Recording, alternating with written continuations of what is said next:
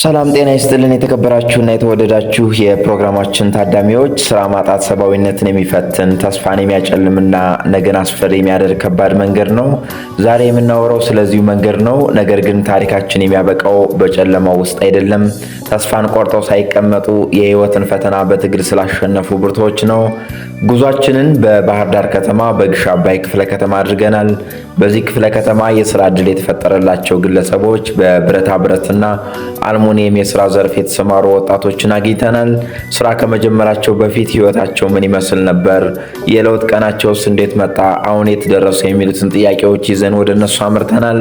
እስከ ፕሮግራማችን ፍጻሜ አብራችሁ እንድትቆዩ በአክብሮት እየጋበዙ የፕሮግራሙ አዘጋጅና አቅራቢ ያደሉ ጌጡ ነኝ። አብራችሁን ቆዩ።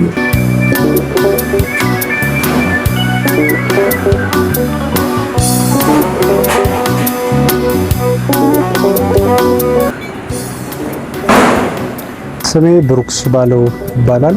የምኖረው በቀበሌ 01 ሲሆን የሚሰራው ደግሞ የብረታ ብረት ስራ። ቴዎድሮስ አጥራቸው እባላለሁ። በግሽ አባይ ክፍለ ከተማ ነው የምኖረው፣ ቀበሌ 1። የምንሰራበት ቴዎድሮስና ብሩክ ጠቅላላ ብረታ ብረት ስራዎች የሚል ነው። ስራ ማጣት በወጣትነት ላይ የሚያሳድረው የስነ ልቦና ጫና ቀላል አይደለም። ወጣቶች ይህንን ስራ ከመጀመራቸው በፊት የነበረውን ትንሽ ስራ ሳይንቁ ይሰሩ ነበርና ያሳለፉትን ህይወትም እንዲህ ያስታውሱታል። ይህንን ስራ ከመጀመሪያ በፊት በቀበሌ 3 ቀበሌ ሙያ ያስተማረኝ አበለ ግርማ ይባላል። ከሱ ጋር ተቀጥሬ ሰራ ነበረ። የራሴን የግሌን ስራ ከመጀመሪያ በፊት ስሙ ከጠቀስኩት ሙያ አባቴ ጋር ነበር ስራ የምሰራው ነበር። በዋነኝነት ረጅሙን ጊዜ ያሳለፍኩት ተቀጥሬ በመስራት ነው። ከአበለ ግርማ ጋር ሙያ ከዜሮ ከምንም ያስተማረኝ እሱ ነው።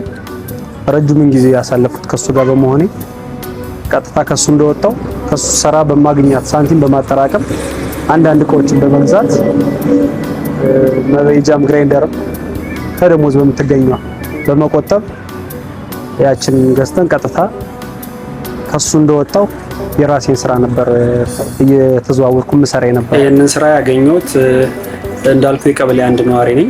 ቀበሌ 3 ተቀጥሬ በምሰራበት ሰዓት ሙያውን ተማርኩ ከሙያ አባቴ ከአበለ ግርማ። ከዛም በኋላ እንደ ማንኛውም ወጣት ጥቃቅንና አነስተኛ ጋር በመሄድ አመለከትኩ።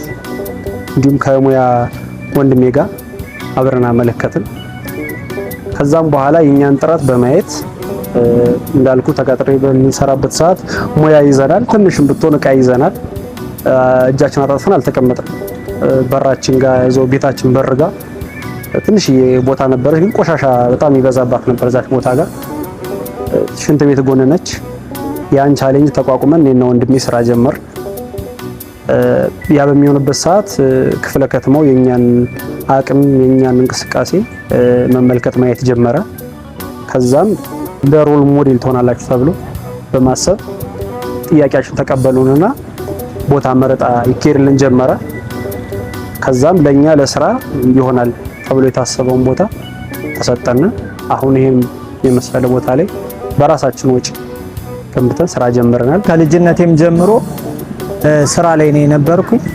በብየዳ ሙያም በጣውላ ስራ ሙያም እየሰራው ነው ያደግኩኝ እና ከመጀመሪያውም ጀምሬ እስካሁን ድረስ አላረፍኩም ማለት ነው። ስራ ላይ ነበር።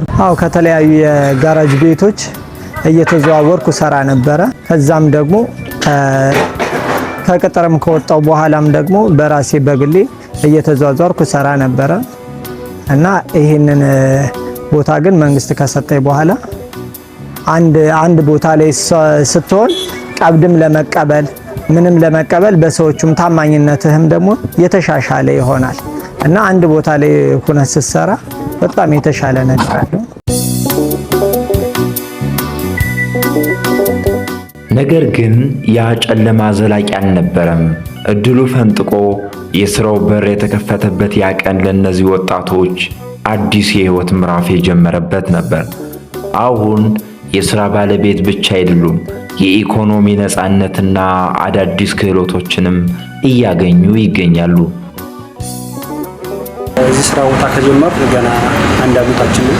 አንድ አመት የሆነው ገና አሁን ላይ በካፒታል ደረጃ በብር ደረጃ ይሄው የሚባል ብር በአካውንት ባይኖርም ከዜሮ ተነስተን ግን ማሽኖችን፣ አበይጆችን፣ ግራይንደሮችን ለማሟላት ችለናል። ይህንን ቦታ እኛም ስንሰራ አብቁተ ወይም ንግድ ባንክ ወይም የትኛው ባንክ አበድሮን አይደለም። ከቤተሰብና በግል እኔና ወንድሜ በፈጠር ነው አቅም የተሰራው። አሁን እቺ ቤት ከ250 ሺህ በላይ ነች። ማሽኖቻችንም ያሉ ማሽኖች ወደ ገንዘብ እናርጋቸው ቢባል ከ450 ሺህ በላይ ላነሰ ወጪ ያወጣል። አሁን ላይ ይሄንን በብድርም ሆነ በተራዶ አይደለም እንትን ያለው እለት ተዕለት በአቅማችን በምንሰራው የዕለት ተዕለት ኑሮ የምትርፈን ማሽን በመግዛት ነው ያሟላላ። የተለያዩ ስልጠናዎችንም በቴክኒክም ብየዳዎች ምናምን አብዛኛው እኛ በልምድም ቢሆን ያገኘ ነው።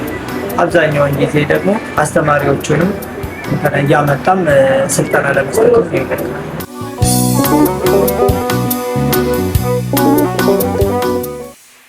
ትላንት ስራ አጥነቱና ተስፋ መቁረጡን አሳልፈው ዛሬ ላይ የቆሙት እነዚህ ብርቶች ነገ የራሳቸውን የሥራ ድርጅት ከፍተው ሌሎችን የመቅጠር ትልቅ ህልም ሰንቀዋል። በመጨረሻም አሁንም በየቤቱና በየመንገዱ ሆነው ሥራ ለሚፈልጉ ተስፋም ለቆረጡ ወጣቶች ያስተላለፉት ልብ የሚነካና የሚያጠናክር መልእክት አላቸው። ይህን ስራ አስፋፍቼ ለመቀጠል ነው ሁሌ አብዛኛውን ጊዜ ነገሮች እድልም ቢሆን ከተግዳሮት ጋር ነው አብረው የሚመጡት እና ይህንን ቦታ በምናገኝበት ጊዜ ባዶ ቦታ ነበር የተሰጠን። እዛ ይህንን ቦታ ደግሞ የመገንባቱ ኃላፊነት ደግሞ እኛ ላይ ነበር እና ያ ከባድ ተግዳሮት ነበር። ነገሮቹንም ከወዳጅም ከምንም ከዘመድም ከራሳችንም አሰባስበን ነው ይሄንን እንትን የሰራነው እና ተግዳሮቱ በጣም ከባድ ነበር። እያንዳንዱ ለሚመጣው ነገር ነገሮችን ደግሞ ለማስፋፋት ደግሞ ስናስብ ብድርም በምንጠይቅበት ጊዜ በጣም አስቸጋሪ ይሆናል። የመበደሪያው የሚያመጡት መስፈርቱ ይሄ ማሟላት አለባቸው ይሄ የሚባለው ነገር ለጀማሪ በጣም አስቸጋሪ ነው። እኛም ጀማሪ ነን። ደግሞ ከኛ ደግሞ ያነሱም ደግሞ ስለሚኖሩ ከኛም ከፍ ያሉት ይኖራሉ። ከኛ ላነሱት ግን ሁሌም ቢሆን ተዘጋጅታችሁ ጠብቁ ነው። አሁን ይህንን እኛ ቦታውን ስንቀበል የመስራቱ ኃላፊነት እኛ ላይ ነው የሆነው። ሁሌም ቢሆን የሆነ ነገር ስንፈልጉ አንድ ነገር የሆነ ነገርም ሲመጣ ከእናንተ የሚጠበቅ የሆነ ነገርም ስለሚኖር ሁሌም ቢሆን ለነገሮች እየተዘጋጃችሁ ጠብቁ። እድል ወደ እናንተ እስከሚመጣ ድረስ አትጠብቁ፣ እየተንቀሳቀሳችሁ ጠብቁ።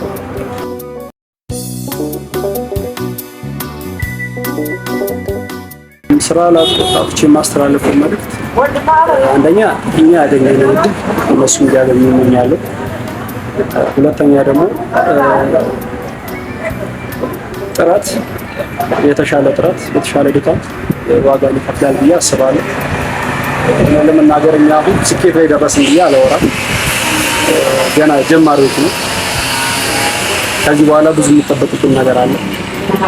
ከዚህ በኋላ ላለው እድገታችን ደግሞ የኛ ብቻ አቅም ይፈጥራል ብዬ አላስብም። በህብረት የተለያዩ የድርጅት አካላት መላክ ይገባል ብዬ አስባለሁ። እንዲሁም ደግሞ ከዚህ በኋላ ስራ ለሚጀምሩ ልጆች ምንም ነገር በቀላሉ የሚገኝ ነገር እንደሌለ እኛም ደግሞ ጀመርን እንጂ አልጨረስንም። ገና ለስኬት ደርሰናል ብዬ አላስብም። ጅማሮ ላይ ነው ያለነው ብዬ ነው የማስበው። ስራ ለሚጀምሩ ወጣቶች ደግሞ ስኬት በጥረት እንደሚገኝ እና ለሚያስቡት ግብ ደግሞ በቻሉት አቅም ዋጋ እንዲከፍሉ ይሄንን ማስተላለፍ መልእክት ነው።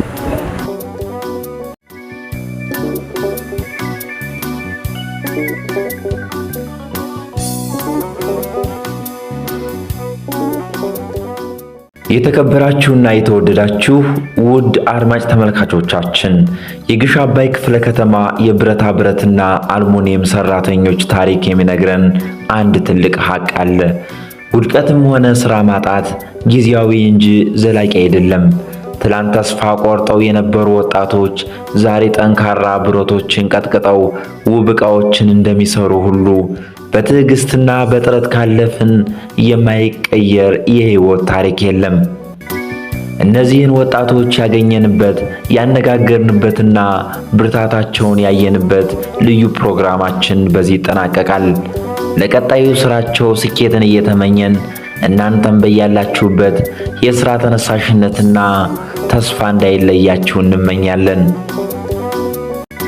የዛሬውን ፕሮግራም አዘጋጅቼ ያቀረብኩት እኔ ያደለው ጌጡ ነበርኩ። እስከ ፕሮግራማችን ፍጻሜ አብራችሁን ስለነበራችሁ ከልብ እያመሰገንን ሰላም፣ ጤናና ስኬት ለሁላችሁ ይሁን። ሰናይ ጊዜ